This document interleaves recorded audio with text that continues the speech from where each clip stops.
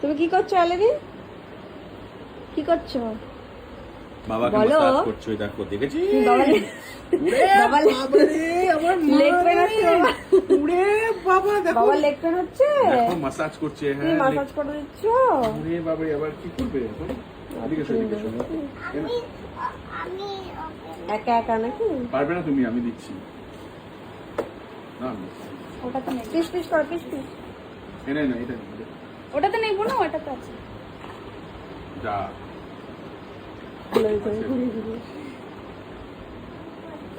আচ্ছা আচ্ছা। আমি আমি আমি ইয়ে করে দিই, প্রেস করে দিই। দাঁড়াও, প্রেস করে প্রেস। এটা ঢুকে খুলবে, আমি প্রেস করবো। আহ আহ শোনা শোনা মম। বুঝেছিস মামন?